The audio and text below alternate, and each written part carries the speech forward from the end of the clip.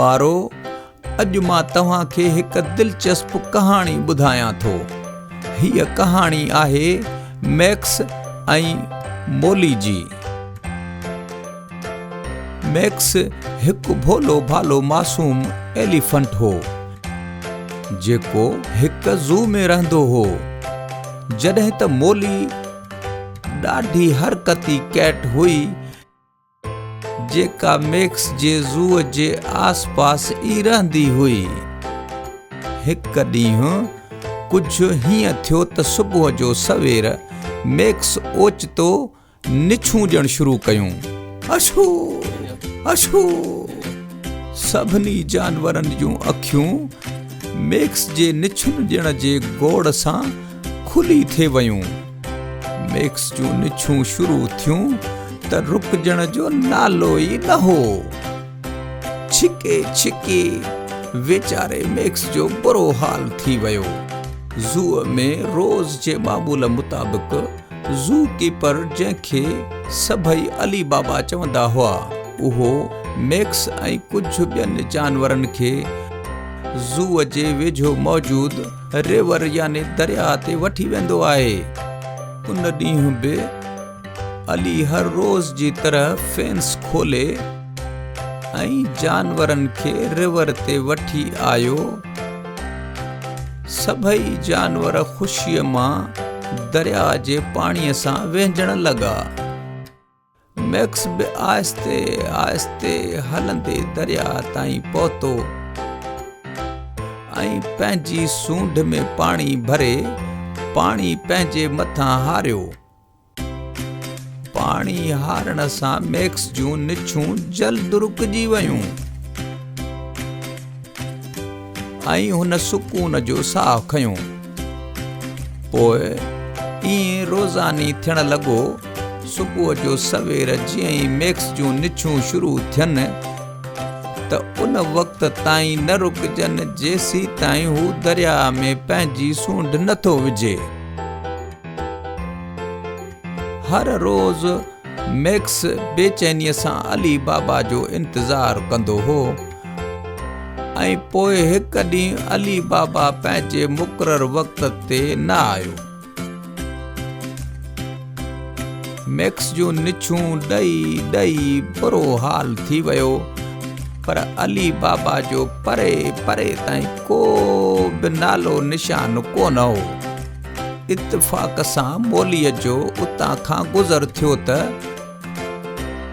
मोलीअ max खां परेशानीअ जो सबबु पुछियो त मैक्स उन खे पंहिंजे निछुनि जे बारे में ॿुधायो।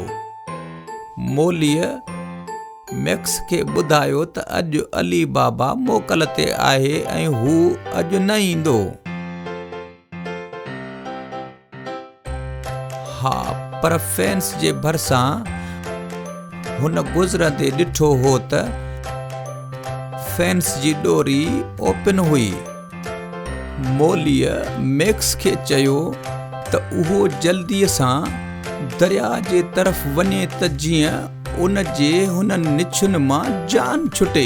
हाणे मैक्स सोच में पइजी वियो, जेकॾहिं हू फेंस मां ॿाहिरि निकिरे थो त ज़ू जे सभिनी जानवरनि खे ख़बर पइजी वेंदी त फेंस जो दरवाज़ो खुलियल आहे ऐं उहे सभई ॿाहिरि निकिरी वेंदा ऐं अली बाबा जे ग़ैर मौजूदगीअ में उन्हनि सभिनी खे वापसि केर बि न वठी ईंदो। ॿिए तरफ़ मैक्स जूं निछूं रुकजनि ई न पयूं ऐं उहो शदीद तकलीफ़ में मुब्तला हो। ॿारो, छा तव्हां ॿुधाए सघो था त मैक्स कहिड़ो फ़ैसिलो कयो हूंदो?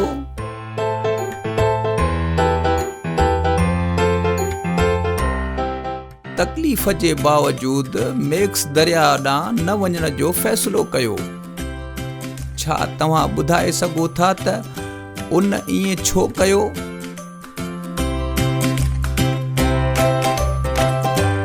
छो त उन खे ख़बर हुई त अली बाबा खां सवाइ ज़ू जा सभई जानवर वापसि ज़ू न पहुची सघनि हा ऐं इहो बि मुमकिन हो त अली बाबा खे फैंस खुलियल छॾे ॾियण जे करे पंहिंजे नौकरीअ तां हथ धोइणा पवनि हा। मौली मैक्स जे ईमानदारीअ खां ॾाढी मुतासिर थी ऐं उन जी हेल्प करण जो फ़ैसिलो कयो।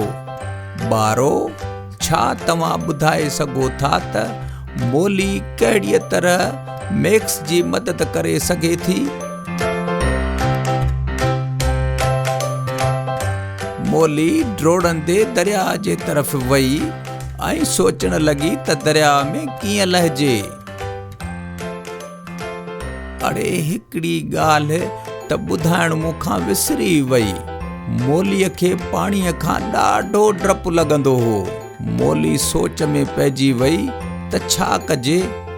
दरिया जे पाणीअ खे ॾिसंदे उन जे दिलि चयो त उहा उतां खां ई वापसि मोटी वञे, पर उन जे अखियुनि में मैक्स जो चहिरो आयो। वीचारो निछूं ॾई ॾई केतिरो परेशान हो। बस पोइ मौली ड्रिजंदे ड्रिजंदे पाणीअ में लही वई। जीअं ई मौली पाणीअ में पूरी तरह आली थी वई त उहा वापसि मैक्स वटि आई। मौली जल्दीअ सां मैक्स जे वेझो पहुती ऐं मैक्स खे चयो पंहिंजी सूंढ सां मुंहिंजनि वारनि में जेको पाणी आहे उन खे खणी वठ। मैक्स ईअं ई कयो।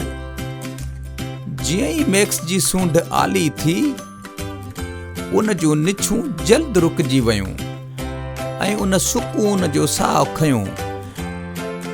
उन खां पोइ मौली ऐं मैक्स तमामु सुठा दोस्त थी विया। त ॿारो, हाणे ॿुधायो त तव्हां मौली ऐं मैक्स जे हिन स्टोरीअ मां छा सिखियो?